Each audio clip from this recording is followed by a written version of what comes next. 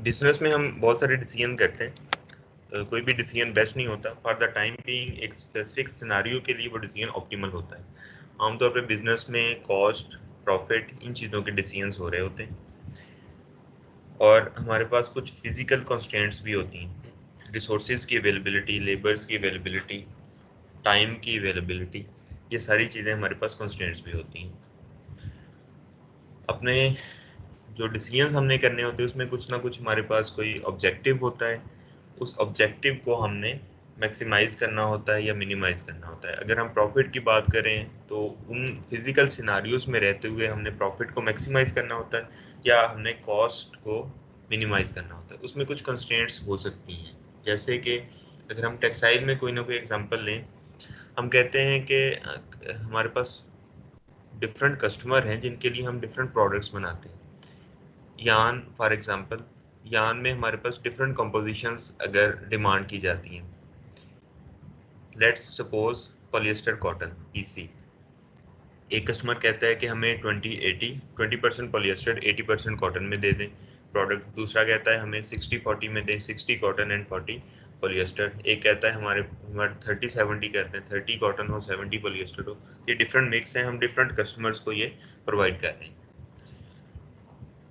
अब हमारे पास रिसोर्सेज की अवेलेबिलिटी है, हमारे पास कुछ कॉटन है, कुछ पॉलिएस्टर है। अब हम देखते हैं कि कौन से कस्टमर को कितना हम ऑर्डर उसका फुलफिल करें कि हमारा प्रॉफिट मैक्सिमम हो। हम कहते हैं कि जो 80-20 है उसके ऊपर एक स्पेसिफिक प्रॉफिट है, हम उसके ऊपर प्रॉफिट ज़्यादा लेते हैं, 20 रुपीज़ हम उसके ऊपर प्रॉफिट ले रहे हैं एक यूनिट के ऊपर। दूसरे के ऊपर हम कहते हैं कि कम है, 15 है, अगले के ऊपर 10 है। तो अब हम किस तरह से मिक्स बनाएं, किस कस्टमर को कितना यान प्रोवाइड करें सो दैट हमारा प्रॉफिट मैक्सिमम हो। इस तरह की जो फिजिकल सिनारियोज होते हैं उनको हम मैथमेटिकल फॉर्म में ला के फिर उनके ऑप्टिमल डिसीजन बनाते हैं, उनकी मैक्सिमाइजेशन करते हैं या मिनिमाइजेशन करते हैं। और हमारे पास अवेलेबिलिटी की कंस्ट्रेंट्स भी होती हैं, जैसे हमारे पास पॉलिएस्टर और कॉटन की एक लिमिटेड अमाउंट है। हम कहते हैं कि कॉटन हमारे पास 500 पाउंड मौजूद है, पॉलिएस्टर हमारे पास 300 पाउंड मौजूद है। अब उनका मिक्स भी बनाना है, कौन से प्रोडक्ट का कितनी कितनी अमाउंट बना के हम डिलीवर करें सो दैट हमारा प्रॉफिट मैक्सिमम हो। तो इस तरह की प्रॉब्लम्स हम ये इस सब्जेक्ट में देखेंगे।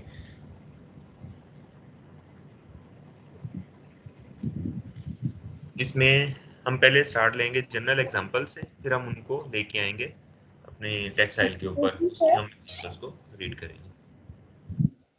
जी excuse me Sadia, sir, someone is asking। Screen show नहीं हो रही। अभी मैंने स्लाइड्स आपको नहीं दी, अच्छा मैं ठीक है। अभी शेयर करता हूँ।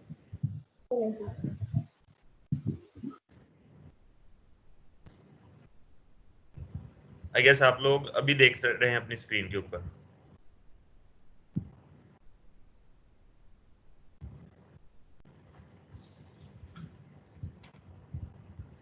जी आप में से कोई फीडबैक दे दे, आपको अपनी स्क्रीन के ऊपर ये नजर आ रहा है? यस सर आ रहा है। यस हमारा टॉपिक हम स्टार्ट कर रहे हैं, linear programming model, formulation and graphical solution. सबसे बेसिक हम स्टार्ट ले रहे हैं। लीनियर प्रोग्राम सबसे सिंपल प्रोग्राम होता है मैथमेटिकल प्रोग्रामिंग में, और ग्राफिकल सॉल्यूशन सबसे बेसिक सॉल्यूशन है जो कि शायद इतना यूज़ नहीं होता, लेकिन इसकी अंडरस्टैंडिंग के लिए ये सबसे बेस्ट है। आपको अंडरस्टैंडिंग हो जाएगी कि हमारा ऑब्जेक्टिव फंक्शन क्या होता है, कैसे उसको बनाते हैं, कंस्ट्रेंट्स किस तरह से ड्रॉ करते हैं, फिर उन कंस्ट्रेंट्स को ड्रॉ करने के बाद किस तरह से हम सॉल्यूशन पॉइंट्स निकालते हैं कि एक या एक से ज़्यादा सॉल्यूशन पॉइंट्स हो सकते हैं, उनमें से मोस्ट ऑप्टिमल सॉल्यूशन पॉइंट कौन सा होगा, वो हम इस वाले टॉपिक में आज में डिस्कस करेंगे। ऑलरेडी मैंने आपको बुक का बता दिया था, इंट्रोडक्शन टू मैनेजमेंट साइंस, इसका 12th एडिशन मैंने आपको सेंड भी कर दी थी बुक, तो उसी में से हम इसको फॉलो कर रहे हैं। इसमें हम देखेंगे मॉडल कैसे फॉर्मुलेट करते हैं, हम एग्जांपल लेंगे एक मैक्सिमाइजेशन मॉडल की, उसका ग्राफिकल सॉल्यूशन निकाल लेंगे लीनियर प्रोग्रामिंग मॉडल का, और फिर एक मिनिमाइजेशन मॉडल की एग्जांपल लेंगे। आमतौर पर मैक्सिमाइजेशन या मिनिमाइजेशन होती है, तो दोनों की एक एक एग्जांपल हम डिस्कस कर लेंगे और एक एग्जांपल मैं आप पे छोड़ दूंगा, वो एट द एंड आप खुद से उसको सॉल्व कर लेना। फिर हम देखेंगे कि कुछ irregular type of linear programming models भी होते हैं जिनके सोल्यूशन नहीं निकल सकते। वो किस तरह के मॉडल्स होते हैं? जब हम सोल्यूशन वाले अंडरस्टैंड कर लेंगे फिर हम देखेंगे जिनके सोल्यूशन नहीं निकल सकते वो किस तरह के होते हैं। और फिर हम कुछ करेक्टरिस्टिक्स पढ़ेंगे जो कि मैथमेटिक्स से प्योरली रिलेटेड है। आप में से किसी का अगर बैकग्राउंड मैथमेटिक्स है या उसको इंटरेस्ट है तो आप उसको अंडरस्टैंड कर लेंगे। Otherwise I will try to explain to the extent कि आप लोगों को जितना चाहिए उतना आपको अंडरस्टैंड हो जाएगा। ओवरव्यू लेते हैं, लीनियर प्रोग्रामिंग है क्या चीज़? Objectives of business decisions frequently involve maximizing profit और minimizing cost। कुछ सिनारियोज के अंदर हम प्रॉफिट पे फोकस करते हुए हम देख रहे होते हैं कि हमने अपने रिसोर्सेज को किस तरह से यूटिलाइज करना है। किसी जगह पे हम कॉस्ट को देख रहे होते हैं, कॉस्ट को हमने मिनिमाइज करना होता है। उसमें एनर्जी की कॉस्ट आती है, मटेरियल की आती है, लेबर की आती है, जो टेक्नोलॉजी आप अडॉप्ट कर रहे हो उसकी कॉस्ट, हम सबको लेके हम मैक्सिमाइज करते हैं प्रॉफिट को या मिनिमाइज करते हैं कॉस्ट को। अब लिनियर प्रोग्रामिंग है क्या चीज़? हमने अपने मैथमेटिक्स से, अगर आपको इंटरेस्ट हो, आपको याद हो कुछ, तो हमारे पास इक्वेशंस डिफरेंट टाइप की होती हैं। लीनियर होती हैं, क्वाड्रेटिक होती हैं, फिर उसके हायर पावर्स भी उसमें होती हैं। लीनियर इक्वेशन किसको कहते हैं? जिसमें वेरिएबल की हाईएस्ट डिग्री 1 होती है। 2x1 + 5x2 + 6x3। अब x की कोई और पावर नहीं है, जिसमें मैक्सिमम पावर x की या वेरिएबल्स की 1 हो, उस अलजेब्रिक एक्सप्रेशन को लीनियर एक्सप्रेशन कहा जाता है। अब उसके थ्रू जो मॉडल बनाया जाएगा, that model is known as linear program. Linear programming uses linear algebraic relationships to represent a firm's decisions given a business objective and resource constraints। ये बड़ा कॉम्प्रिहेंसिव, इसकी डेफिनेशन पॉइंटर ऑन कर लो। तो हमारे पास linear algebraic relationships होंगे जो कि किसी भी ऑर्गेनाइजेशन के डिसीजन को शो करेंगे। उसमें बिजनेस का एक ऑब्जेक्टिव होगा, प्रॉफिट हो सकता है या कॉस्ट हो सकती है, कि मैक्सिमम करना है प्रॉफिट या मिनिमम करनी है कॉस्ट। इसके अलावा और भी ऑब्जेक्टिव होते हैं, लाइक हम इन्वायरमेंटल पोल्यूशन को कम करना चाहते हैं, कार्बन मिशन हमारी कम से कम हो, ट्रांसपोर्टेशन हम कम यूज़ करें, डिस्टेंस हमारा मिनिमम हो। इस तरह के भी ऑब्जेक्टिव्स हो सकते हैं, लेकिन मेनली ऑर्गेनाइजेशंस का फोकस इस पे होता है प्रॉफिट मैक्सिमम करें या कॉस्ट को मिनिमम करें। तो हम कह लें कि ओवरव्यू में हम इन्हीं को देखेंगे, बाकी और चीज़ें भी हम उस तरह की ले सकते हैं, उनके सोल्यूशन निकाल सकते हैं। ऑब्जेक्टिव एंड रिसोर्स कंस्ट्रेंट्स, उन ऑब्जेक्टिव्स को अचीव करने में हमारे पास कुछ कंस्ट्रेंट्स भी होती हैं। हमारे पास जो अवेलेबल रिसोर्सेज होते हैं वो लिमिटेड होते हैं, उनकी जो अवेलेबिलिटी है वो एक स्पेसिफिक टाइम के लिए होती है, उसकी अमाउंट स्पेसिफिक होती है। तो हमने उनको उन कंस्ट्रेंट्स में रहते हुए ही ऑब्जेक्टिव को फुलफिल करना है। अगर हम उनमें रहते हुए कोई ऐसा सोल्यूशन निकाल सकते हैं जिसमें कंस्ट्रेंट्स फुलफिल नहीं होती, तो सोल्यूशन हमारा एप्लीकेबल नहीं होगा। हम उसी सोल्यूशन को इम्प्लीमेंट कर सकते हैं जो कि हमारी कंस्ट्रेंट्स को फुलफिल करता है। सपोज हमारे पास पॉलिएस्टर 300 पाउंड्स है, लेकिन सोल्यूशन हम ऐसा निकाल लेते हैं कि कस्टमर ए को हमने इतने बैग्स देने, बी को इतने देने, सी को इतने देने, लेकिन उन सबको जब कैलकुलेट करते हैं तो पॉलिएस्टर की अमाउंट हमारी 300 बैग से ज़्यादा हो जाती है। तो फिर हमारा वो सोल्यूशन एप्लीकेबल नहीं होता, क्योंकि हमारे पास रिसोर्स जो है उसके अकॉर्डिंग अवेलेबल नहीं है। तो हमने कंस्ट्रेंट्स को भी जहन में रखना है कि वो फुलफिल हो रही है। लीनियर प्रोग्रामिंग मॉडल की एप्लीकेशन किस तरह से होती है? सबसे पहला स्टेप, ये बड़े इंपॉर्टेंट स्टेप्स हैं, जस्ट आप इसको भी सुनते रहें। आपको जब इसको सॉल्व करेंगे तो आपको इसकी अंडरस्टैंडिंग होगी। Identify problem as solvable by linear programming. सबसे पहले हमें प्रॉब्लम को पढ़ना है, किस तरह की होती है। Formulate a mathematical model of the unconstrained unstructured problem, वो जो एक डिस्क्रिप्टिव फॉर्म में है उसको हमने मैथमेटिकल फॉर्म में ले आना है। देन मॉडल को सॉल्व करना है और फिर उसको इम्प्लीमेंट कर देना अपने फिजिकल सिनारियो के ऊपर। ये सिर्फ सुनने की बातें, अभी हम इसको इम्प्लीमेंट करेंगे एक दो स्लाइड्स के बाद। मॉडल के कुछ कंपोनेंट्स होते हैं,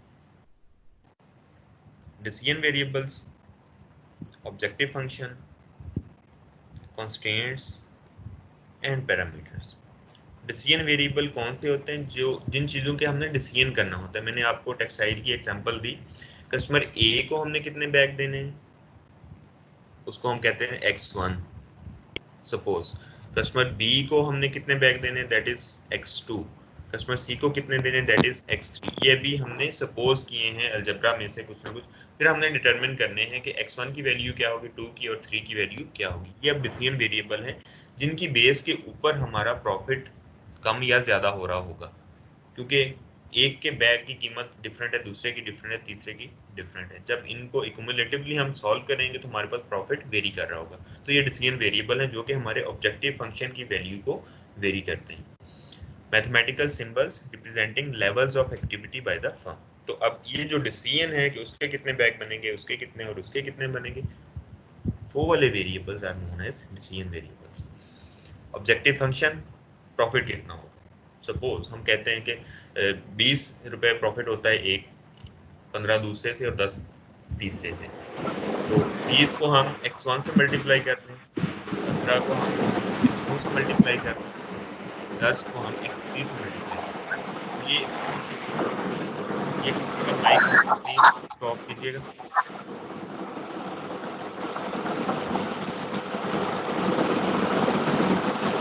प्लीज सेकंड किया तो सिस्टम नहीं करना।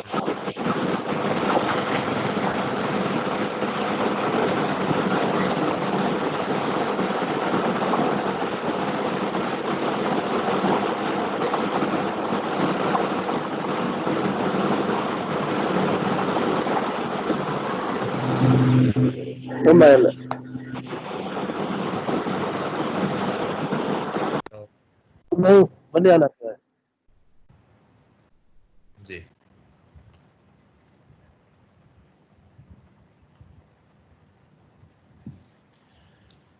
ओए हैंड फ्री हुए ऐप नहीं है please keep your mike off और I should see this one.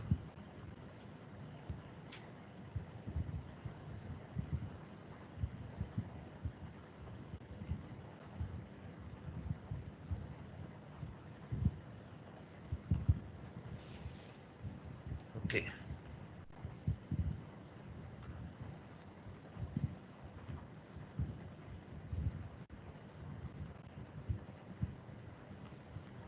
सो हम इस पॉइंट पे थे ऑब्जेक्टिव फंक्शन में। ऑब्जेक्टिव हमारा है प्रॉफिट। अब प्रॉफिट को हमने मैक्सिमाइज करना है, तो ऑब्जेक्टिव फंक्शन को हम पहले डिफाइन कर लेंगे। कस्टमर 1, 2 एंड 3 तीनों को हमने बैग्स सप्लाई करने हैं यान के। तो एक से प्रॉफिट जितना आता है 20 x1 से मल्टीप्लाई कर देंगे जितने बैग्स हैं उसके, वो भी हमने डिटरमिन करने हैं। फिर 15 को x2 से, 10 को x3 से, फिर उनका सम अप कर लेंगे तो हमारे पास टोटल प्रॉफिट आ जाएगा। तो that is our objective function.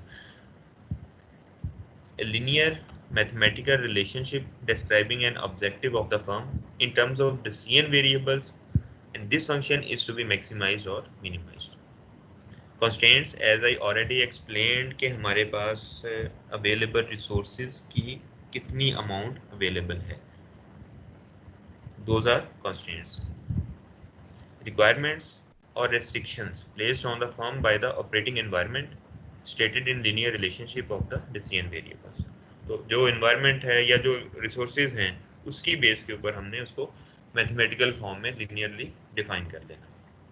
Parameters, numerical coefficients and constants used in the objective function and constants. Objective function में फॉर एग्जांपल हम कहते हैं कि 20 रुपए प्रोडक्ट 1 के बनाने से हमें प्रॉफिट होता है, तो 20 कांस्टेंट है, उसको हम पैरामीटर भी कहते हैं। 15 दूसरे वाले का पैरामीटर है, 10 तीसरे वाले का पैरामीटर है। सो इस चीज को पैरामीटर कहा जाता है। 3 स्टेप है मॉडल फॉर्मुलेशन के। सबसे पहले आपने कोई भी प्रॉब्लम डिस्क्रिप्शन होगी उसमें से डिसीजन वेरिएबल्स को डिफाइन करना, जैसे प्रोडक्ट 1 के बैग्स, प्रोडक्ट 2 के बैग्स एंड प्रोडक्ट 3 के bags, those are decision variables. Step 2 define the objective function. हमारा ऑब्जेक्टिव क्या था, प्रॉफिट। कितना कितना प्रॉफिट होता है, 20x1 plus 15x2 plus 10x3। ये हमारा ऑब्जेक्टिव फंक्शन डिफाइन हो जाएगा। कंस्ट्रेंट्स कितनी है, हमारे पास पॉलिएस्टर के जितने बैग अवेलेबल हैं, कॉटन के जितने बैग्स अवेलेबल हैं, ये इनको हम एक मैथमेटिकल फॉर्म में लिख लेंगे, those are known as constraints. तो ये 3 स्टेप हमने करने हैं, उसके बाद हमने सॉल्यूशन की तरफ जाना। Let's move to the example. अब जितनी भी हमने डिस्कशन की है उस डिस्कशन को हम अप्लाई करते हैं। यह है लीनियर प्रोग्रामिंग मॉडल फॉर्मुलेशन ए मैक्सिमाइजेशन एग्जांपल। ये एग्जांपल आपकी बुक में भी अवेलेबल है, आप उधर से भी देख सकते हैं। Let's discuss it here. एक कंपनी है जो कि मिक्स प्रोडक्ट्स बनाती है, उसका नाम है बीवर क्रीक पॉटरी कंपनी, यानी बर्तन बनाती है। अब ये दो तरह के बर्तन बनाती है, इसकी प्रोडक्ट में बाउल्स भी हैं और मग्स भी। अब हम देखते हैं इसके रिसोर्सेज कौन कौन से हैं। लेबर और क्ले, मट्टी और जो लेबर है वो इसके दो रिसोर्सेज हैं। नाउ दे आर डिफाइनिंग कि बाउल को बनाने के लिए 1 यूनिट बनाने के लिए 1 घंटा लगता है और मग बनाने के लिए 1 यूनिट बनाने के लिए 2 घंटे लगते हैं। तो labour hours 1 is required for manufacturing bowl and 2 labor hours are required for manufacturing mugs. Now let's move to the next resource, clay। हमारे पास मिट्टी, पाउंड्स पर यूनिट, एक एक यूनिट बनाने के लिए कितने पाउंड मिट्टी लगती है? 4 पाउंड लगती है बाउल के लिए और मग बनाने के लिए 3 पाउंड लगती है। तो ये इसकी दूसरा रिसोर्स है जो कि हमारे प्रोडक्ट बनाने के लिए कंज्यूम होता है। अब प्रॉफिट दोनों से कितना आता है? बाउल एक से हमारे पास $40 पर यूनिट आता है और एक मग से हमारे पास प्रॉफिट $50 पर यूनिट आता है। ये हमारे पास एक प्रॉब्लम डिफाइन होगी। अब हमारा ऑब्जेक्टिव क्या है, हमने करना क्या है? हमारे पास ये इंफॉर्मेशन अवेलेबल है, हम इससे निकालना क्या चाहते हैं? How many bowls and mugs should be produced per day to maximise profits given labour and material constraints. हमने प्रॉफिट को मैक्सिमाइज करना है। बाउल से हमारे पास इतना प्रॉफिट आता है, एक से मग से इतना आता है, तो हम कितने बाउल और कितने मग बनाएं कि हमारा मैक्सिमम प्रॉफिट एक दिन में निकल आए। Keeping in view clay and labour constraints. अब ये वाली कंस्ट्रेंट्स क्या हैं, ये अगली में हम डिफाइन करते हैं। Product resource requirements and unit profit. Resource की कितनी रिक्वायरमेंट है और यूनिट प्रॉफिट कितना होता है। अब इस जो डिफाइन हमने करना है उनमें से वो हमने देखना है कि हमारे पास रिसोर्सेज की अवेलेबिलिटी कितनी है। ये आप बुक से देखोगे तो उस प्रॉब्लम में दिया हुआ है रिसोर्स अवेलेबिलिटी में 40 hours of labour per day, यानी एक दिन में आपके पास लेबर आवर 40 मौजूद है, 40 घंटे की लेबर आप यूज़ कर सकते हैं और 120 पाउंड्स ऑफ क्ले आप यूज़ कर सकते हो। इससे ज़्यादा आप यूज़ नहीं कर सकते, कम कर सकते हो, मैक्सिमम अवेलेबिलिटी आपके पास इतनी। अब हम निकालते हैं इसमें से डिसीजन वेरिएबल्स। डिसीजन वेरिएबल यही है कि हम कितने बाउल बनाएं और कितने मग बनाएं। उसको मैथमेटिकल फॉर्म में अगर लिख दें तो x1 हम डिफाइन कर देते हैं number of bowls to produce per day और x2 हम डिफाइन कर देते हैं number of mugs to produce per day. तो ये हमारे पास डिसीजन वेरिएबल्स हैं जिसके कम या ज़्यादा करने से हमारा प्रॉफिट कम या ज़्यादा हो रहा होगा। ऑब्जेक्टिव फंक्शन क्या है? हमने प्रॉफिट को मैक्सिमाइज करना है। अब प्रॉफिट क्या है? देखिए, अगर हम 1 यूनिट बनाते हैं, ये x1 है, number of units of the bowls, और बाउल के 1 यूनिट से हमें प्रॉफिट आता है 40 को x1 से मल्टीप्लाई कर देंगे तो ये नंबर, ये टोटल डॉलर्स हमारे पास आ जाएंगे जो कि एक दिन में हमें बाउल्स से मिलेंगे। दो के x1 की वैल्यू अभी हमने निकालनी है। And 50 x2 is the number of mugs और 50 उसके एक मग को सेल करने से प्रॉफिट आता है। तो 50 को नंबर ऑफ मग्स से मल्टीप्लाई कर दें तो हमारे पास मग्स से जितना प्रॉफिट आएगा एक दिन में वो निकल आएगा। दोनों को सम अप कर दें तो हमारे पास टोटल प्रॉफिट आ जाएगा जो कि एक दिन में बाउल और मग सेल करने से आता है। ऑब्जेक्टिव हमारा ये है कि हमने इस प्रॉफिट को मैक्सिमाइज करना है। अब रिसोर्सेज की कंस्ट्रेंट्स देख लें। कंस्ट्रेंट हम कैसे बनाते हैं?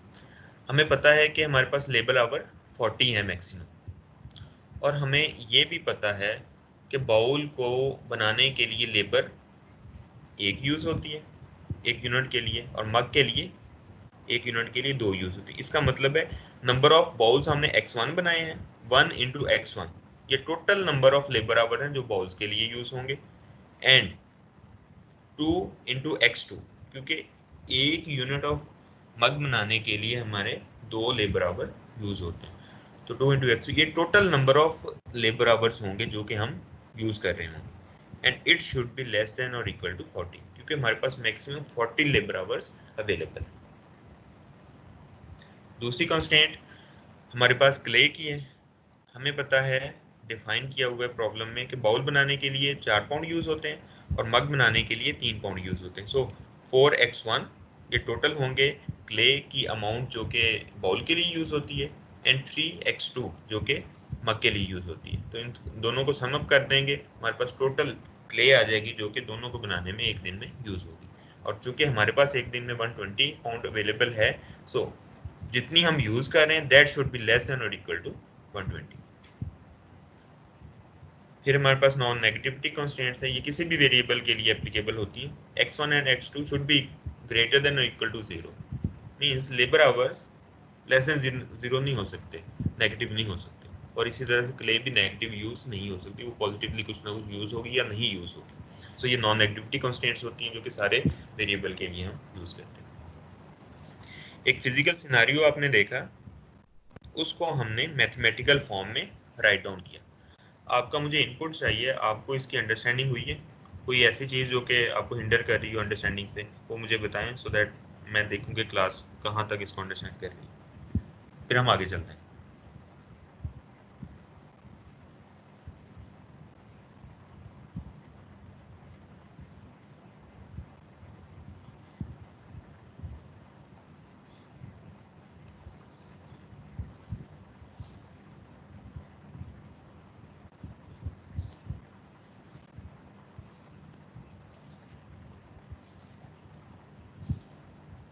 आई गेस आप लोगों को अंडरस्टैंडिंग हो रही है।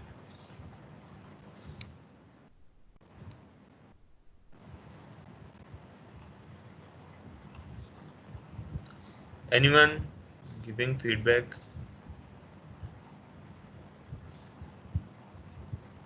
जुनैद?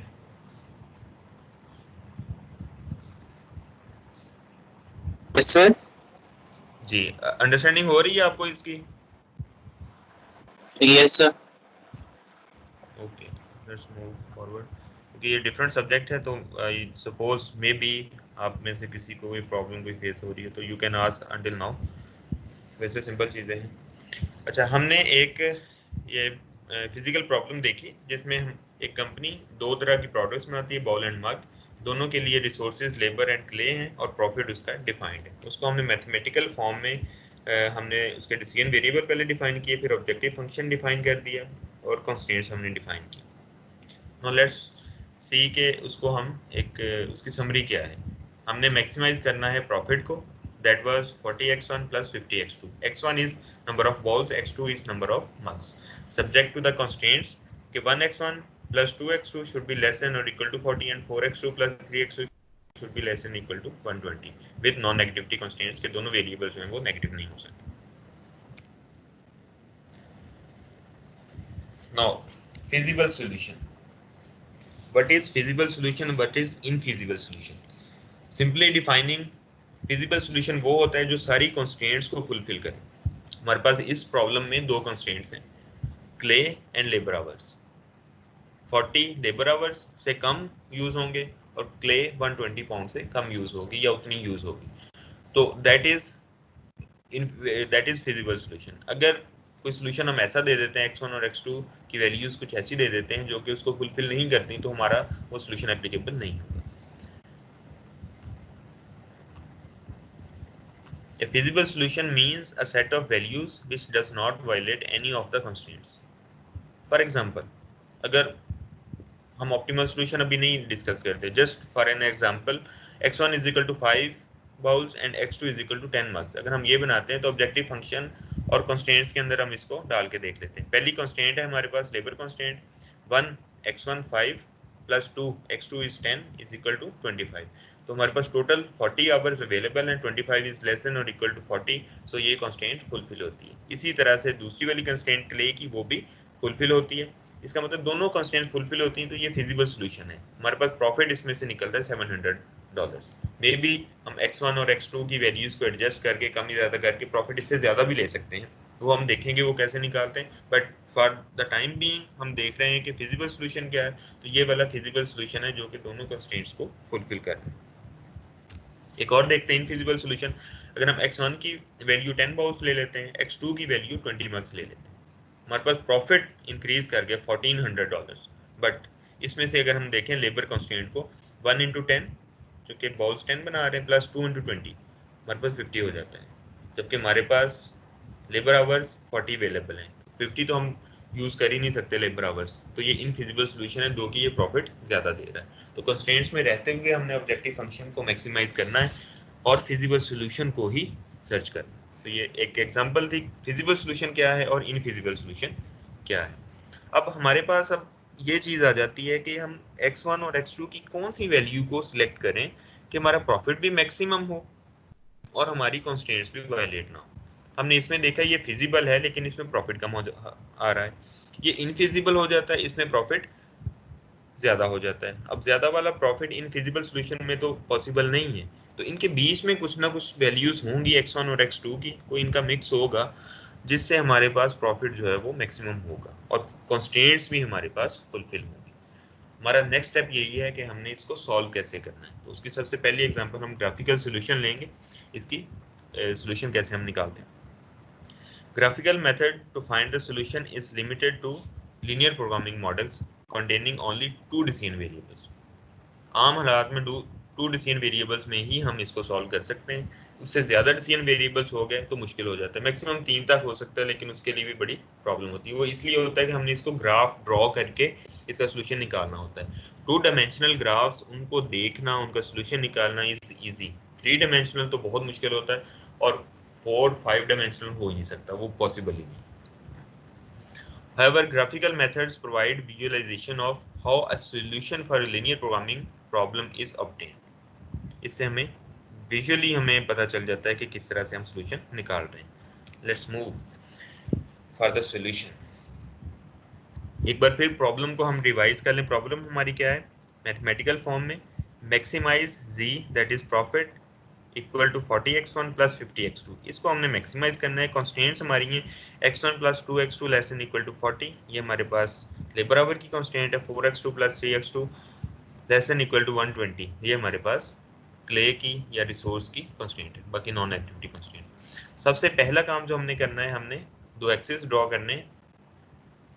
एक एक्स के ऊपर हम एक एक्सिस के ऊपर हमने एक वेरिएबल ले लेना है, दूसरे के ऊपर हमने दूसरा वेरिएबल ले लेना है और इनकी वैल्यूज लिख देनी। x1 है हमारे पास नंबर ऑफ बाउल्स, x2 है हमारे पास नंबर ऑफ मग्स जो हमने सिलेक्ट करने। कोऑर्डिनेट्स हमने डिफाइन कर दिए, हमने अपने डिसीजन वेरिएबल्स डिफाइन कर दिए एक्सिस के ऊपर। ये था फर्स्ट स्टेप।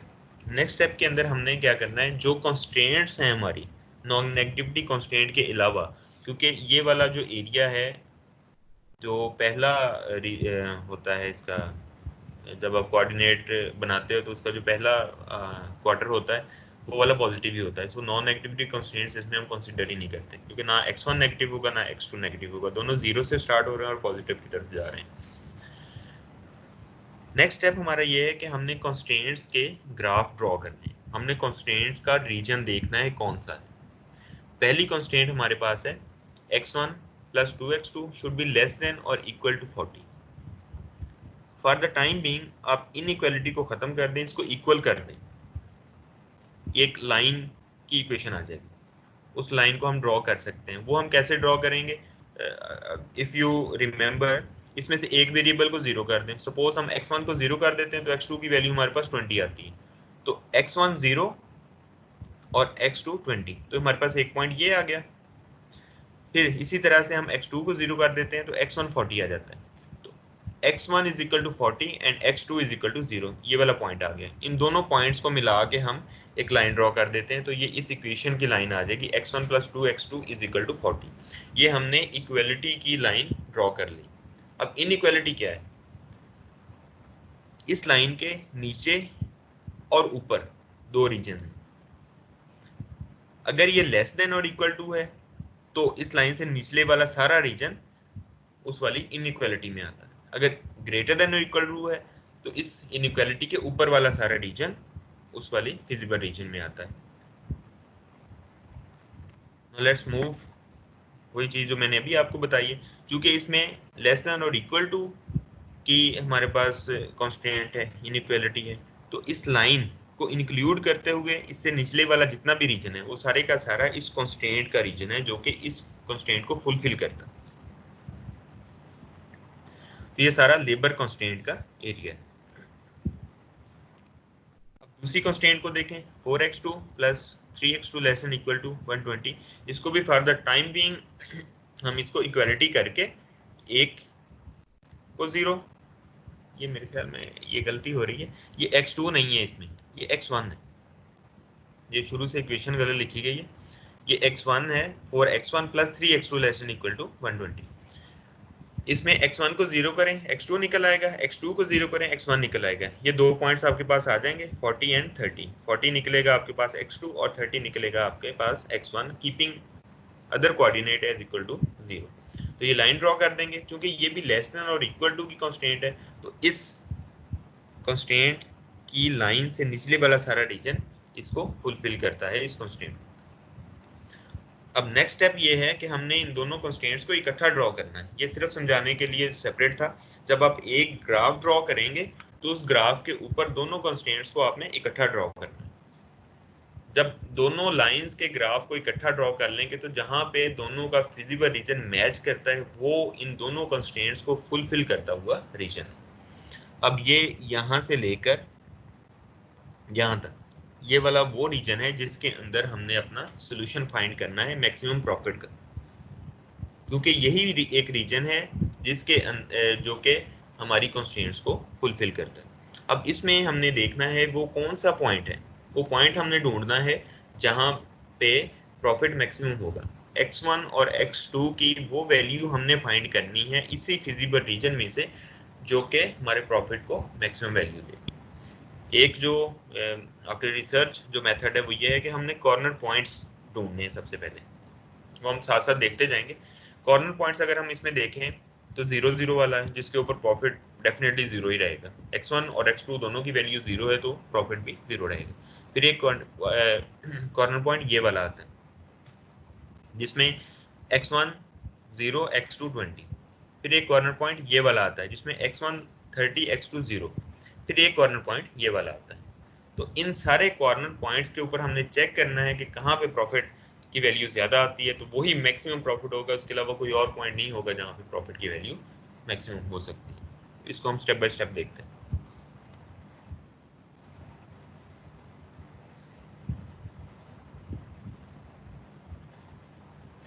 ये उसी चीज को दिखाया गया है, RST। ये 3 पॉइंट्स 3 रीजन शो किए गए हैं। R इज द रीजन जो कि फिजिबल रीजन है जहाँ पे कंस्ट्रेंट्स फुलफिल होती हैं। S वो वाला रीजन है जहाँ पे एक कंस्ट्रेंट फुलफिल होती है, दूसरी वायलेट होती है। और T वो रीजन है जिसमें कोई कंस्ट्रेंट भी फुलफिल नहीं होती।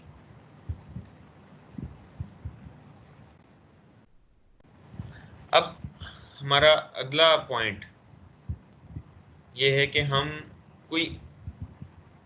कोई भी वैल्यू, कोई भी आउटपुट अज्यूम करके एक लाइन ड्रॉ कर लें। प्रॉफिट फंक्शन उसको इक्वल कर दें किसी भी वैल्यू ऑफ प्रॉफिट से। सपोज हमने $800 के उसको इक्वेट कर दिया। ये just for finding the solution.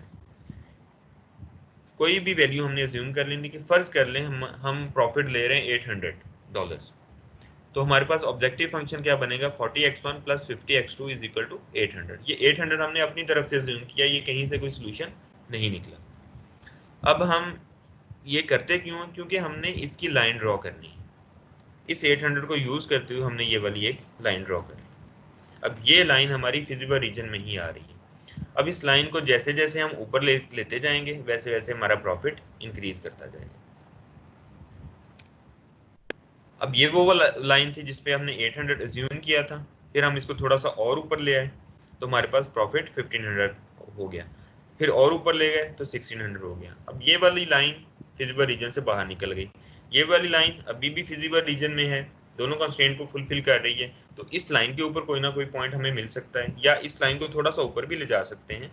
तो हमने क्या करना है, इस वाली लाइन को जो पहले हमने अज्यूम की थी इसको स्लोली आपने रूलर रख लेना है, स्केल रख लेना है, उस स्केल को बिल्कुल इस लाइन के पैरेलल मूव करते करते ऊपर लेते जाना है, जहां पे आप देखोगे कि सबसे आखिर में जो कॉर्नर पॉइंट उसको हिट करेगा।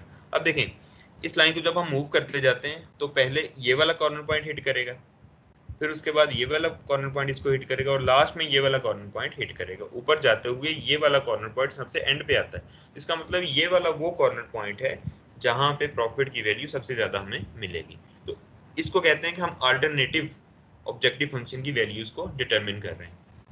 पहले हमने देखा यहाँ पे प्रॉफिट कम था, फिर हमने ये कॉर्नर पॉइंट देखा, अभी उससे ज्यादा भी हो सकता था, इस कॉर्नर पॉइंट के ऊपर आए, फिर इस कॉर्नर पॉइंट तक जब पहुंचेगा तो हमारा प्रॉफिट मैक्सिमम हो जाएगा और वो वाला पॉइंट स्टिल कॉन्स्टेंट्स को फुलफिल कर रहा होगा। अब देखिए ये वाली लाइन, इसी को हम आगे मूव कर रहे हैं। मूव करते करते सबसे एंड के ऊपर ये वाला कॉर्नर पॉइंट इसको हिट कर रहा है।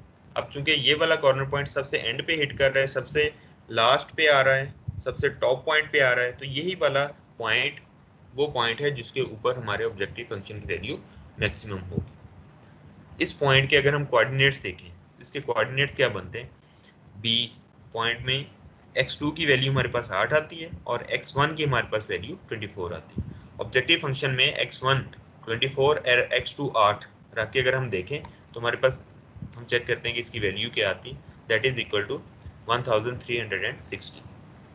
बाकी कोई भी कॉर्नर पॉइंट देख लें, पॉइंट ए उसके ऊपर 1000 आती है, पॉइंट सी उसके ऊपर 1200 आती है, सबसे ज्यादा जो वैल्यू ऑब्जेक्टिव फंक्शन की आती है that is on point B, that is equal to $1360। तो इस सारे मेथड को एक्सप्लेन करने का मतलब ये था, समझाना ये था कि जो कॉर्नर पॉइंट्स होते हैं किसी भी फिजिबल रीजन के, उन कॉर्नर पॉइंट्स के ऊपर ही हमने वैल्यूज देखनी होती हैं अपने ऑब्जेक्टिव फंक्शन की। उसके ऊपर जो मैक्सिमम वैल्यू दे वही वाला हमारा ऑप्टिमल सॉल्यूशन होता है, जो कि हमें अपने ऑब्जेक्टिव फंक्शन की मोस्ट ऑप्टिमल वैल्यू दे रहा होता है।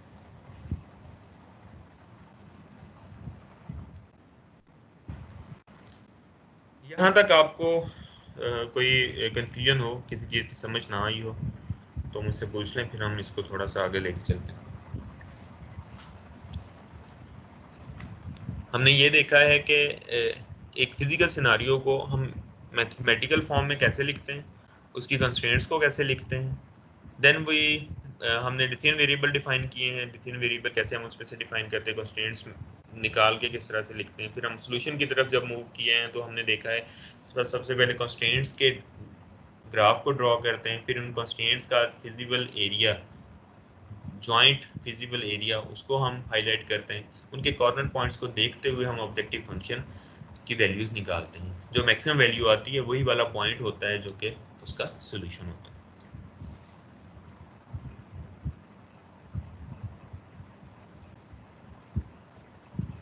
हमारे पास ऑब्जेक्टिव फंक्शन यहाँ पे था 40x1 plus 50x2।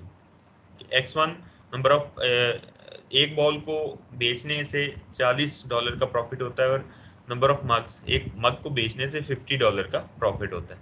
Objective function change भी हो सकता है किसी और मार्केट में इसकी और प्राइस मिल जाए। हम उस तरह के सिनेरियो में जाते हैं कि ऑब्जेक्टिव फंक्शन हम ले लेते हैं 70x1 प्लस 20x2, तो फिर हमारे पास ऑब्जेक्टिव फंक्शन की लाइन ये वाली हो जाएगी।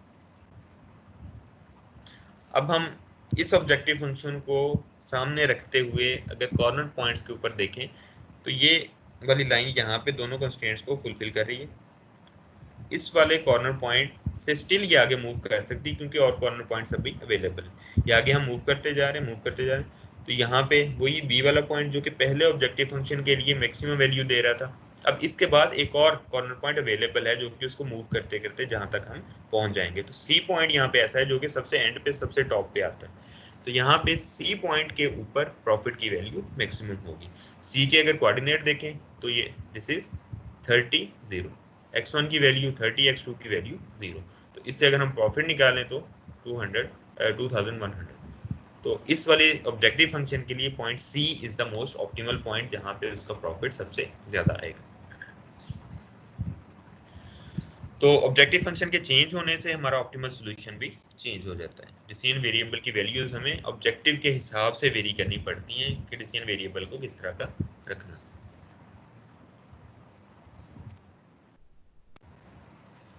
अब इसमें कुछ चीजें हमने डिफाइन करनी है।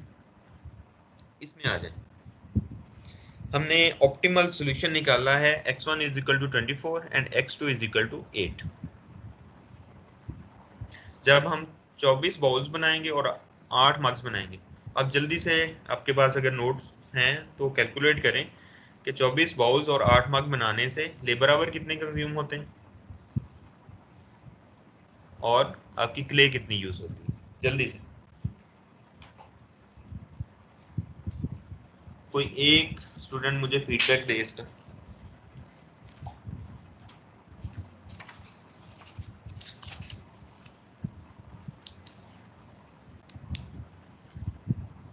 x1 प्लस 2x2 ये हमारे पास होगा लेबर आवर का।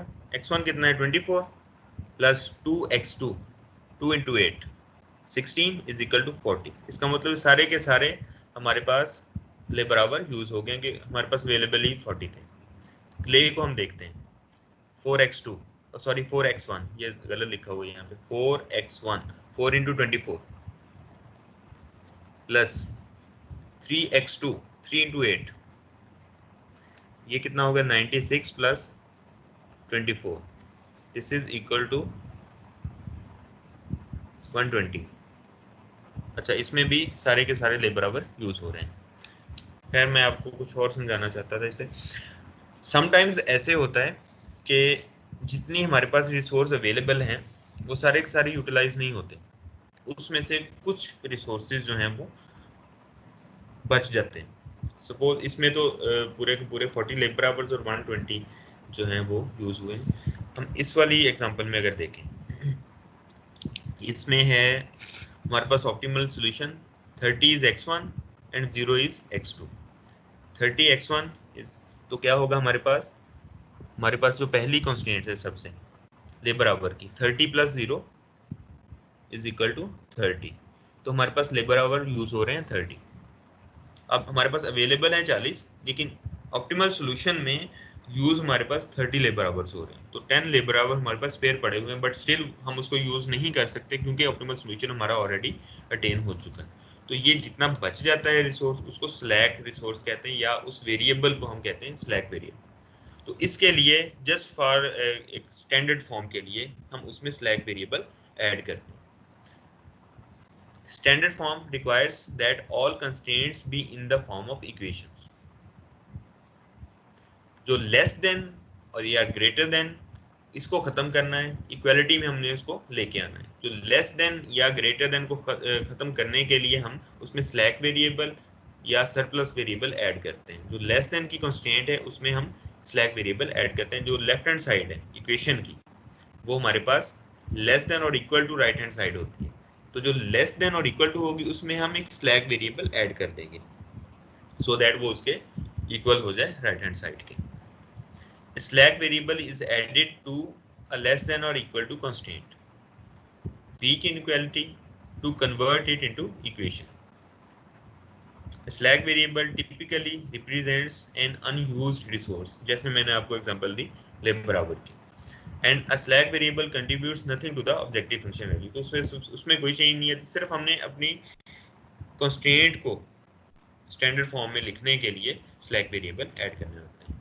एग्जाम्पल उसकी इस तरह से, ये हमारा वही वाला ऑब्जेक्टिव फंक्शन है 40x1 प्लस 50x2 ये प्रॉफिट है। अभी इन चीज़ों को इग्नोर करते हैं। ये हमारी पहली कॉन्स्टेंट है x1 प्लस 2x2 और ये दूसरी कॉन्स्टेंट है 4x2 प्लस 3x2। हम एक स्लैक वेरिएबल ऐड करते हैं पहली वाली कॉन्स्टेंट में s1 में जो कि लेबर आवर को स्लैक लेबर आवर को डिफाइन करता है जो कि कम यूज होंगे, जैसे कि वो 30 वाली की एग्जांपल थी। तो हमने s1 उसमें ऐड कर दिया, then it will be equal to 40। कुछ सिनारियो के अंदर s1 की वैल्यू 0 भी होगी, जैसे कि पहले वाले ऑब्जेक्टिव फंक्शन में हमने देखा s1 की वैल्यू 0 हमने रखी, 40 हमारा यूटिलाइज हुआ सारे का सारा लेबर आवर। लेकिन जो दूसरी एग्जांपल थी उसमें सारा यूज नहीं हुआ, तो s1 will be equal to 10। तो यहाँ पे स्लैक वेरिएबल की वैल्यू जो है वो अकॉर्डिंग टू द रिसोर्सेज रखी जाती है। तो उस इनइक्वालिटी को इक्वालिटी में कन्वर्ट करने के लिए हम स्लैक वेरिएबल इसमें ऐड कर देते हैं। इसी तरह से जो क्ले का स्लैक वेरिएबल है दैट इज हम अज्यूम कर लेते हैं s2, वो हमने इसमें ऐड कर दिया और ये वाले दोनों स्लैक वेरिएबल हमारे ऐड हो जाएंगे ऑब्जेक्टिव फंक्शन में। दो कि इसकी वैल्यू में ये कुछ भी कंट्रीब्यूट नहीं करेंगे, इसका जो कोएफिशिएंट होगा वो हम 0 ही अज्यूम करेंगे। जस्ट फॉर द अंडरस्टैंडिंग कि हम इनइक्वालिटी को इक्वालिटी में जब कन्वर्ट करेंगे तो उनमें स्लैक वेरिएबल ऐड करेंगे, क्योंकि हो सकता है कि वो रिसोर्स सारे का सारा यूज ना हो, वो कम यूज हो, इसलिए हम उसको इक्वलिटी में कन्वर्ट करने के लिए स्लैक वेरिएबल को ऐड करते हैं।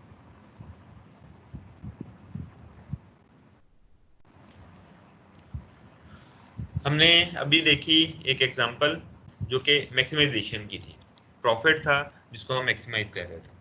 अब हम एग्जांपल देखेंगे मिनिमाइजेशन की, जिसमें एक कॉस्ट होगी जिसको हम मिनिमम करने के लिए ऑब्जेक्टिव फंक्शन बनाएंगे और फिर हम आगे उसको प्रोसीड करेंगे।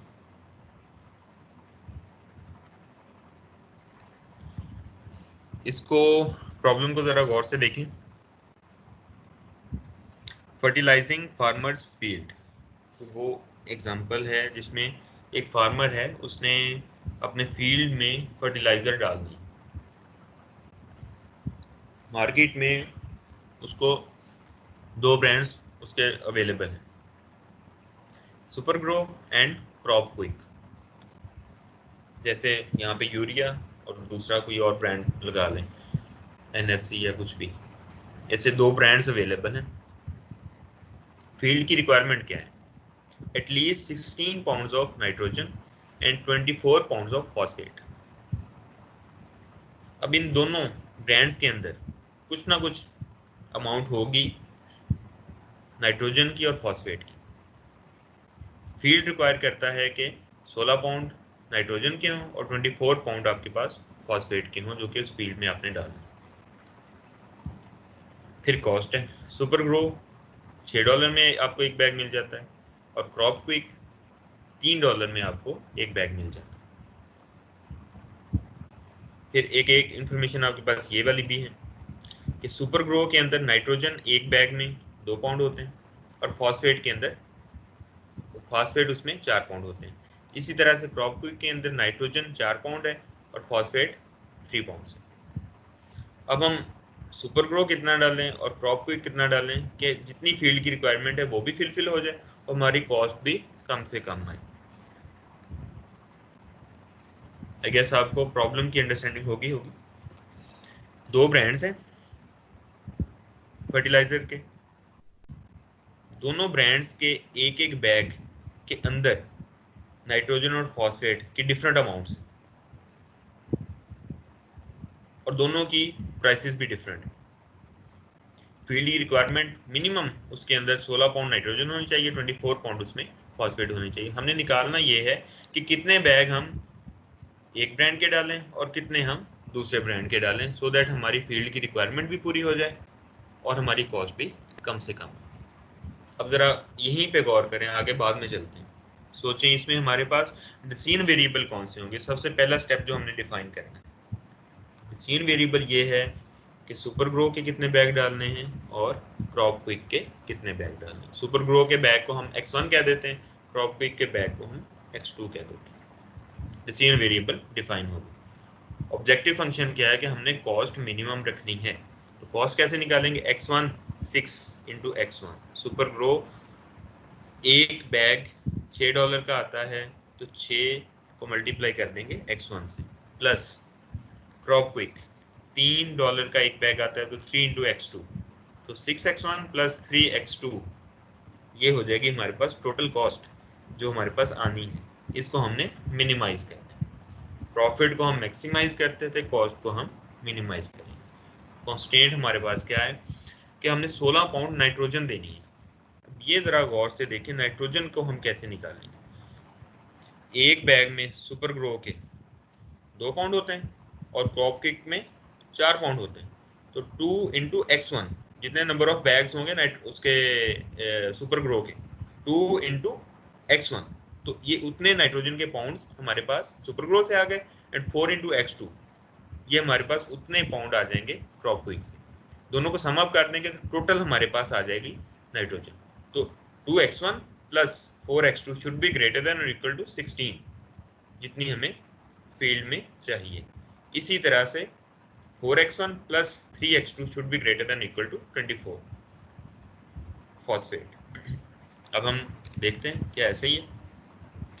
डिसीजन वेरिएबल हमने डिफाइन किए, x1 bags of super grow and x2 is the bags of crop quick. Then we move to the objective function. Cost है हमारा objective function $6 पहले वाली की, $3 दूसरे वाले की, इनको हमने सम अप कर दिया तो टोटल कॉस्ट आ गई। इसको हमने मिनिमाइज करना है, कम से कम रखनी है। ये वही चीज डिफाइन की गई है। 6x1 टोटल कॉस्ट है सुपर ग्रो की, 3x2 टोटल कॉस्ट है क्रॉप ग्रो की। कॉन्स्टेंट्स क्या होंगी? 2x1 plus 4x2 should be greater than equal to 16, क्योंकि नाइट्रोजन हमने कम से कम 16 पाउंड डालनी है। 2 पाउंड आती है हमारे पास पहले वाले ब्रांड से, 4 पाउंड आती है दूसरे वाले ब्रांड के एक एक बैग से।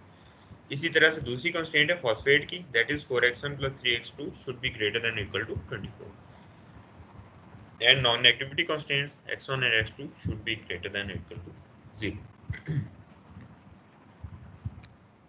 अब हम इसको सॉल्व करते हैं। पहले में हमने जैसे देखा था सिमिलरली वैसे ही हम इनइक्वालिटी को इक्वालिटी बना के उनकी कॉन्स्टेंट्स को, इनइक्वालिटी को इक्वालिटी बना के हम उसके लाइंस ड्रॉ कर देते हैं। ये पहले वाले की और ये वाली दूसरे वाली कॉन्स्टेंट की लाइन हमने ड्रॉ कर दी। अब इसमें हमने एक चीज देखनी है, जो पहले वाली थी प्रॉब्लम उसमें लेस देन और इक्वल टू था, इसमें ग्रेटर देन और इक्वल टू है दोनों कॉन्स्टेंट्स। इसका मतलब है दोनों लाइंस के ऊपर वाला जो रीजन है वो हमारा फिजिबल रीजन होगा। तो अगर हम इनको इकट्ठा करें तो यहाँ से लेकर ये इधर कोई ये कॉर्नर पॉइंट्स देते हुए हमारे पास फिजिबल रीजन आ जाएगा। तो ये फिजिबल सॉल्यूशन एरिया है। अब एक क्वेश्चन ज़हन में आता है कि यहाँ पे ऑब्जेक्टिव फंक्शन की लाइन को डिफाइन करते हुए हम कॉर्नर पॉइंट्स अगर देख लें तो सबसे एंड वाला जो कॉर्नर पॉइंट आ गया वो हमारे पास सॉल्यूशन होगा। तो वहां पे हम लाइन ड्रॉ करके ऊपर को लेके गए थे, तो यहाँ पे तो ऊपर को लेके जाते जाएं तो फिजिबल रीजन तो बढ़ता जाएगा, लेकिन डिफरेंस है एक, उसमें हम प्रॉफिट को मैक्सिमाइज कर रहे थे तो हम ऊपर की तरफ जा रहे थे। जैसे जैसे ऊपर को जाते जाते थे प्रॉफिट बढ़ता जाता है। इसमें हम ये मिनिमाइजेशन की प्रॉब्लम है, हमने कम से कम करना है, मैक्सिमाइज नहीं करना। तो कम से कम कॉस्ट जैसे हम नीचे को आते जाएंगे वो होती जाएगी। तो यहाँ पे हम कहीं कोई भी एक कॉस्ट रख के ऑब्जेक्टिव फंक्शन या कॉस्ट की टोटल वैल्यू एक अज्यूम करके हम उसकी लाइन ड्रॉ कर देते हैं और फिर उस लाइन को हम मूव करते रहते हैं। सपोज हमने कोई भी एक फंक्शन लेके, कोई भी एक वैल्यू लेके लाइन ड्रॉ कर दी, उसको मूव करते करते हम इधर को मूव करने लगे। सबसे पहले हमारे पास पॉइंट सी आया, फिर हमारे पास पॉइंट बी आया और फिर हमारे पास पॉइंट ए आया। सबसे एंड के ऊपर मिनिमम करते हुए, कम करते हुए हमारे पास पॉइंट ए आ रहा है। पॉइंट ए के कोऑर्डिनेट्स देखें तो हमारे पास x1 0 बनता है और x2 8 बनता है। मींस सुपर ग्रो के हम 0 बैग डालें और क्रॉप क्विक के हम 8 बैग डालें तो दोनों रिक्वायरमेंट्स फुलफिल हो जाती हैं, नाइट्रोजन की भी और फास्फेट की भी, और कॉस्ट भी हमारे पास कम से कम आती है। तो ये इसका फिजिबल सॉल्यूशन है जो कि इसको मिनिमम वैल्यू दे रहा है।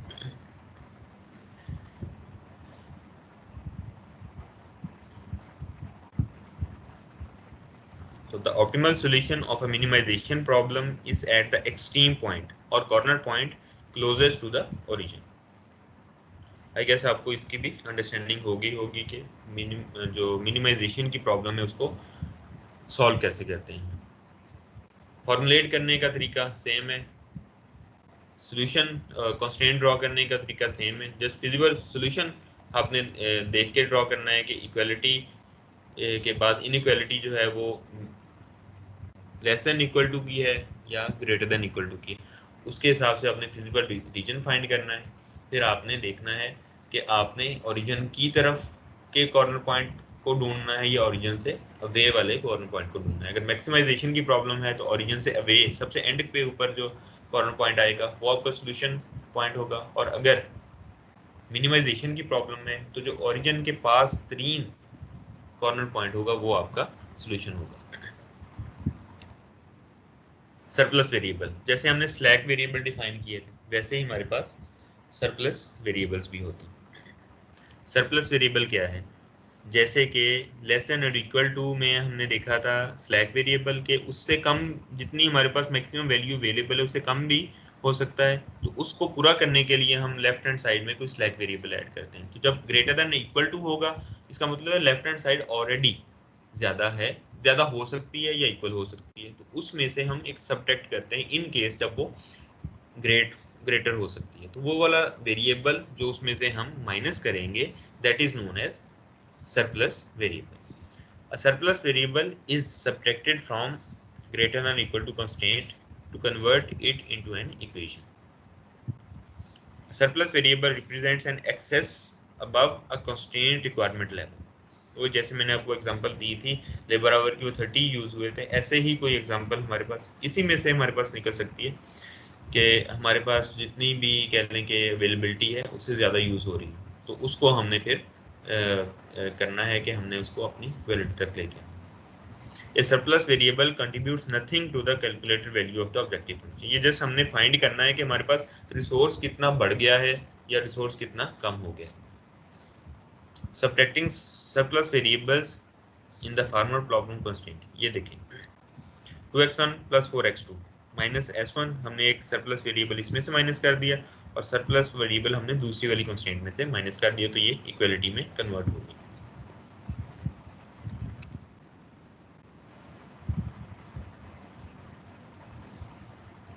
ये उसी के कॉर्नर पॉइंट्स तीनों के सोल्यूशन दिए हुए हैं. पॉइंट ए के ऊपर हमारे पास कॉस्ट की वैल्यू 24 आती है, पॉइंट बी के ऊपर 33.6 आती है, पॉइंट सी के ऊपर हमारे पास 48 आती है. तो यही वाला कॉर्नर पॉइंट जो कि ए है that is giving the minimum value of the cost. तो ये वाला हमारा मोस्ट ऑप्टिमल सोल्यूशन की वैल्यू.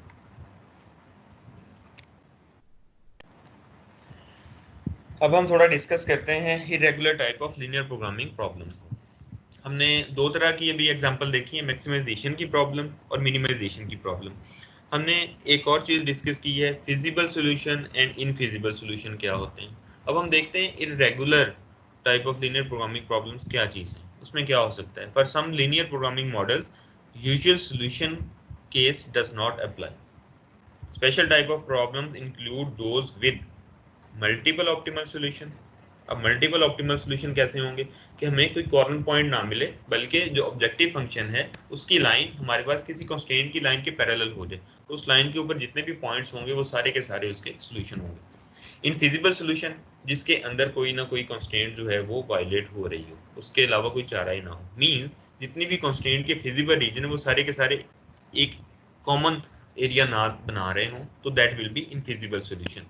अनबाउंडेड सॉल्यूशन मींस जैसे कि मैंने आपको कॉस्ट वाले में बताया था कि अगर हमारा मकसद होता कि इसको हमने मैक्सिमाइज करना है तो फिर तो हमारे पास अनबाउंड सॉल्यूशन है, ऊपर को चलते जाएं वो मैक्सिमाइज होता जाएगा.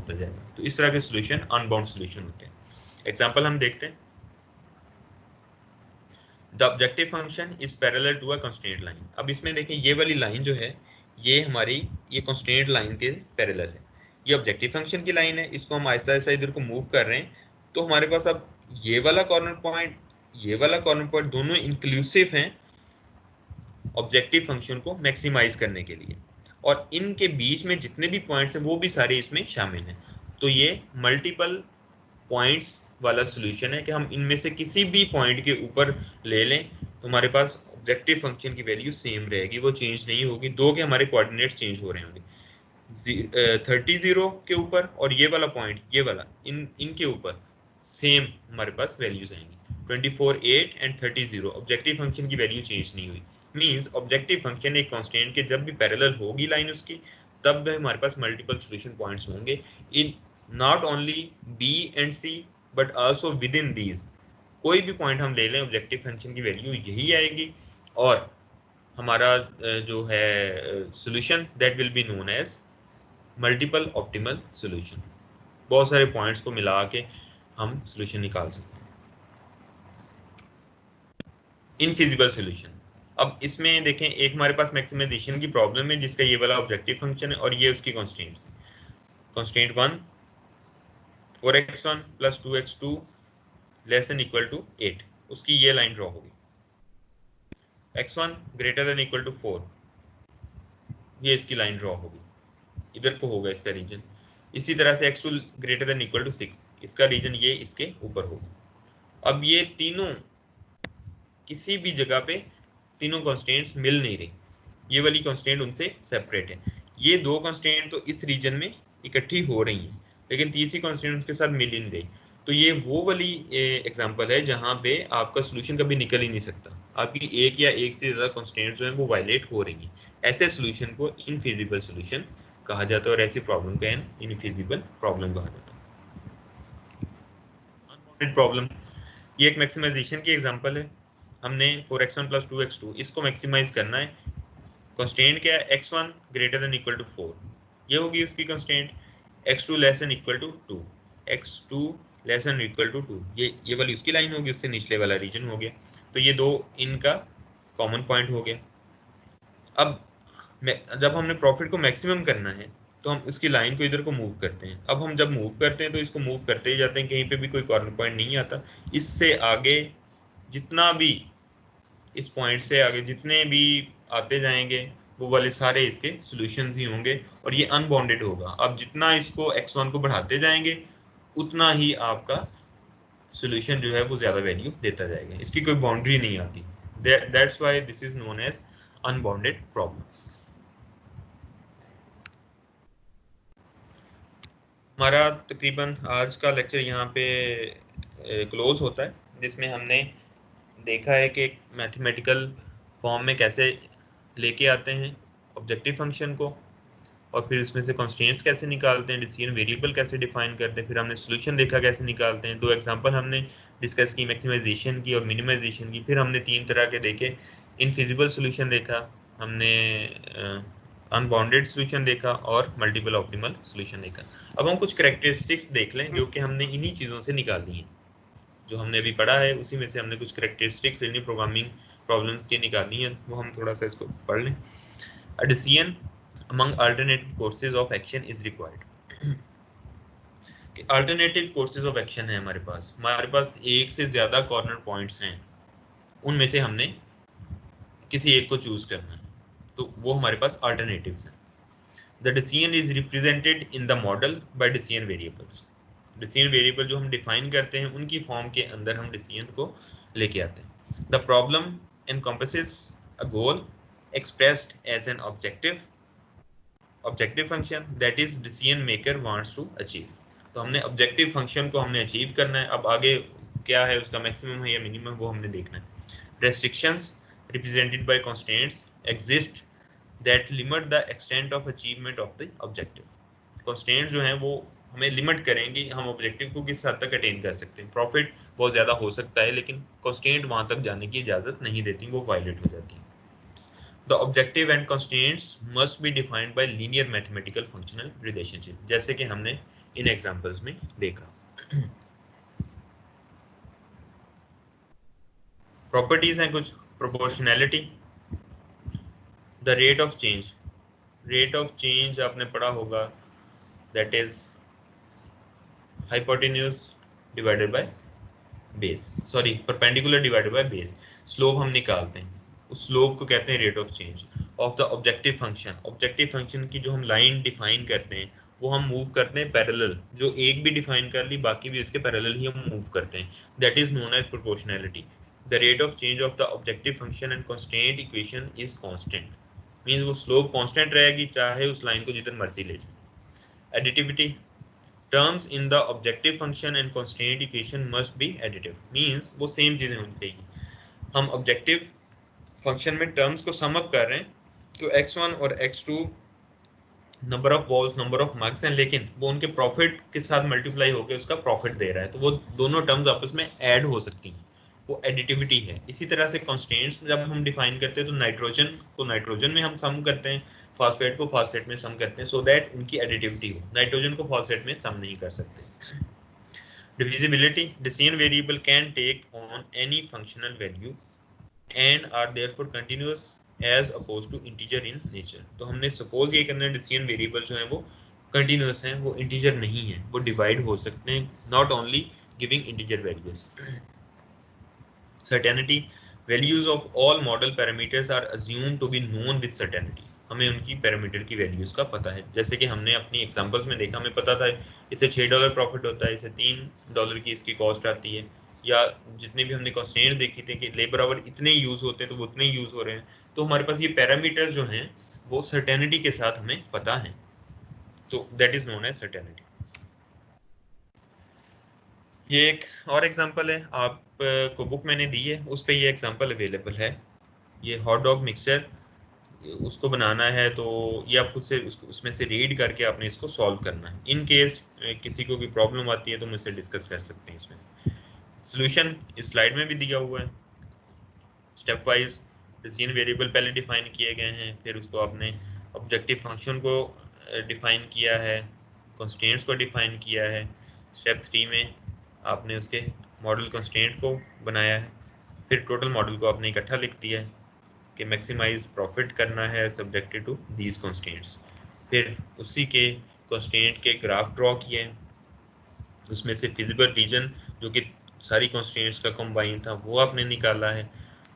उसके बाद आपने ऑब्जेक्टिव फंक्शन के को की वैल्यूज कॉर्नर पॉइंट्स के ऊपर चेक की है, जिसके ऊपर आपके पास सबसे ज़्यादा आ रही है, that is your optimal solution. That's the end. तो आपने ये प्रॉब्लम देख लेनी है, मुश्किल नहीं है, आसान है, बुक से आप देख सकते हैं। अब इसमें आपके क्वेश्चन कोई चीज़ है तो you are most welcome. Different subject है as compare to previous one, but I hope कि आपको इंटरेस्टिंग लगा होगा और उसमें आपको अंडरस्टैंडिंग भी अच्छी हुई होगी। अस्सलाम वालेकुम सर। वालेकुम सलाम। जी इरफान। सर ये शुरू से थोड़ा सा रह गया मेरा, तो सर काइंडली जो ना लेक्चर का लिंक आप कर देना साथ ही, तो और इसके ये पीडीएफ फाइल अगर मिल जाए तो वो भी साथ ही, क्योंकि ये हमें साथ साथ करना पड़ेगा।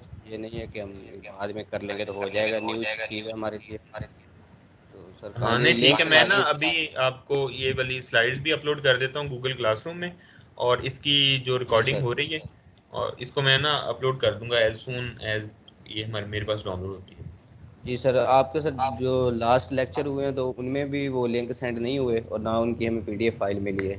सर काइंडली लिंक अगर कोई। आप मेरा यूट्यूब चैनल आप देख लें, उसके ऊपर मैं सारा अपलोड कर देता हूँ, आप उसी से ले लिया करें। लिंक ना भी कोई आपको शेयर करे तो मेरा ख्याल है कोई इतनी प्रॉब्लम नहीं होगी। आप जस्ट मेरे यूट्यूब चैनल के ऊपर जाएं, वहाँ पे आपको लेक्चर मिल जाएंगे सारे, अभी भी सारे अवेलेबल हैं। जी सर चलें, ठीक है सर, ये पीडीएफ फाइल हमें सेंड कर दीजिए सर। वो पिछले जो है फंक्शनल टेक्सटाइल का था उसके भी सर लास्ट वाले दो नहीं मिले हमें स्लाइड्स, बाकी मिल गई थी। स्लाइड्स आपको चाहिए, ठीक है मैं कर दूंगा, जी नॉट सर। An issue. मैं उन सारी ना गूगल क्लासरूम जी पे सर। आपके अपलोड कर सर दूंगा। ये आज वाला लेक्चर लाजमी एक दो दिन में जब भी पॉसिबल हो सेंड कर देना, मैं आज शाम तक आपको ऊपर मिल जाएगा। अपलोड कर देना उधर सर।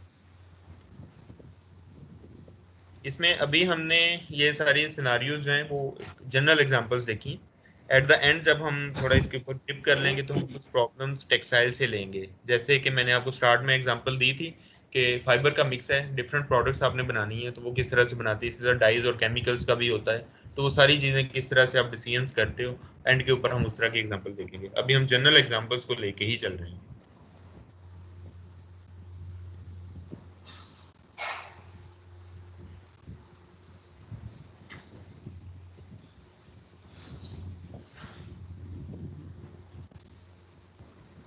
जी, एनीवन एल्स, कोई डिस्कशन हो?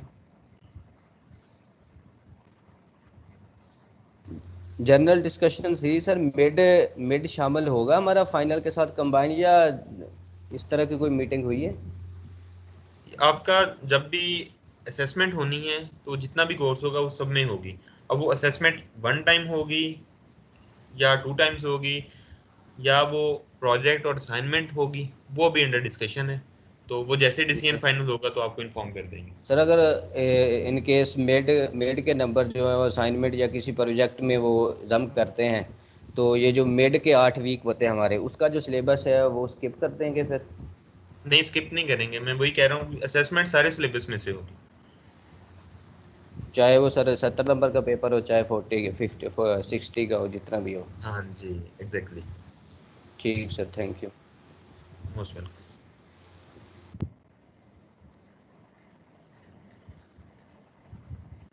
ठीक है, आज का लेक्चर फिर यहीं पे क्लोज करते हैं। अपना ख्याल रखें, मैं अपलोड कर दूंगा आपको ये वाली डाटा सारा। अल्लाह हाफिज़। अल्लाह हाफिज़।